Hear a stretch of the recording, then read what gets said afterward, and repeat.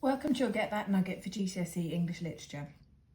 Today we're going to be focusing on giving you a structure and a framework for how we unpick a poem, and then being able to use that framework to plan a response to the anthology question in paper 2. So last time and during Unseen Poetry we had a look at list and how we could use that to unpick a poem. So L standing for language, we're looking for types of words, we're looking for word classes, we're looking for semantic fields. Imagery, we're looking for any figurative language, any use of metaphors. Structure, we're looking for how the poem is put together. And then theme, we're looking for the big idea, what is the poem about? And it's in this section that you get the chance to use any quotations that you haven't used previously, or to say anything about the poem that you haven't had a chance to say. So we're going to be looking at that today using Mother Any Distance, with the focus being on the question, how does the poet present family relationships? So when we are looking for L, we are looking either for semantic fields or word classes. What we've got here is either the semantic field of distance or space, acres, prairies, endless sky, spacewalk. Or we've got the semantic field of measurement, length, meters, centimeters, inch. And the poet is using the semantic field of measurement to suggest that a physical distance doesn't necessarily correspond to a metaphorical distance, that they don't have to be next to each other all the time, that he is always still going to need her. And it also relates to the idea of her not clinging on to him as a child. So the semantic field of measurement, we have inch and meters. These are all relatively small measurements, and therefore suggest how close she wants him to be kept.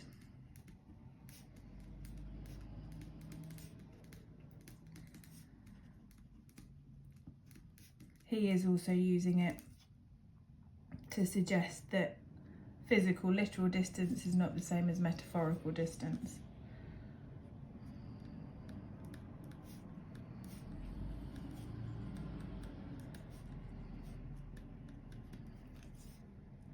And it relates back to the idea that as a son, he wants to break free, she wants to keep hold of him and keep him safe.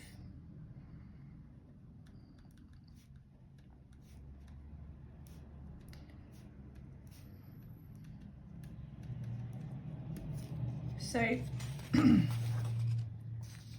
here we have the semantic field of measurement, inches, meters. This is how close she wants him. He's really questioning what is distance, does a physical distance matter? And this all relates to the idea that she wants to keep him safe, she wants to keep hold of him and keep him physically close, whereas actually now, as he has grown up slightly, he wants to break free in some way. So in terms of relationships, it's about, you know, the different things that people want from those relationships, specifically in a father-son, mother-daughter, parent-child relationship. In terms of imagery, we are either looking for the metaphors or the similes. Obviously there's lots throughout. Acres of walls, prairies of floors, this idea that a new flat, a new house feels massive, feels enormous, because it represents a bigger distance away from his mother rather than because it's actually an enormous house. Back to base, again, that's a metaphor, but I'm going to look at the anchor kite contrast here. You have the juxtaposition of those two short sentences, and the fact that they are contrasting sentences and contrasting images. The image of her as an anchor. So that idea that she, on a negative side, weighs him down. However, on a positive side, she keeps him safe. We put an anchor at a boat so that it doesn't drift away, so that it knows where it is. It's this idea of having a place to go back to. And then you have the idea of him as a kite, that idea of freedom, of flying high. But on the negative side of that, a kite can be caught up in the wind, it can be quite dangerous, it can be taken off in any direction. So there is that idea of freedom versus uncertainty, essentially.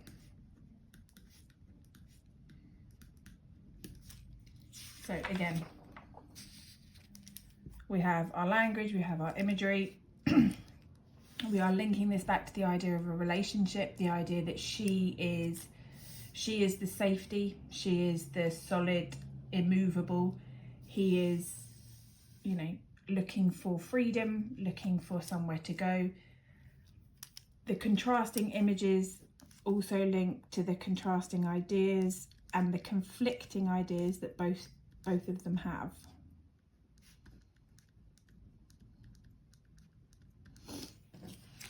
So structurally, he is talking directly to his mother. This is a poem for his mother. It's in the first person and it is direct address.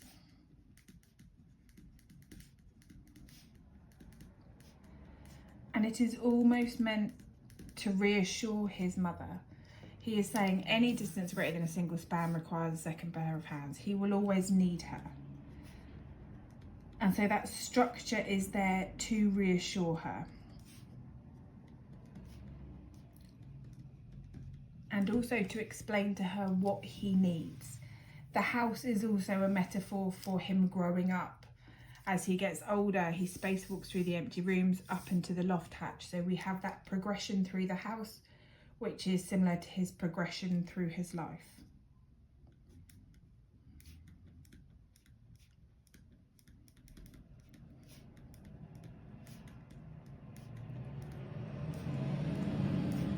And so what we see is that the whole thing is a metaphor for a child growing up and being ready to leave home, and the need at that point to allow them to fall or fly.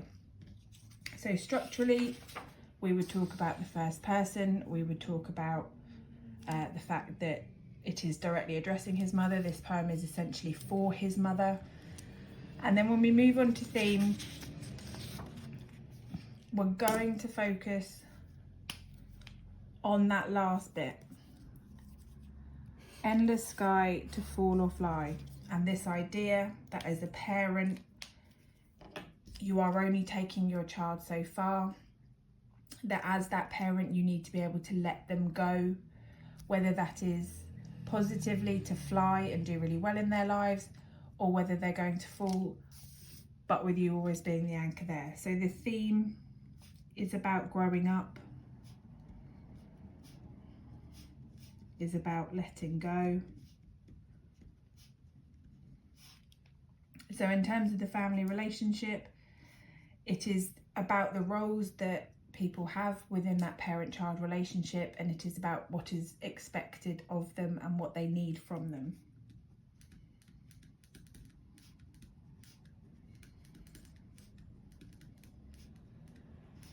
So for him, he wants to know that she is there, that she is going to be his anchor, but he wants her to let him be a kite. He wants her to not hold on to that last 1/100th of an inch and to let him go. So it is about this idea that children need to be free to experience life when they get to a certain point.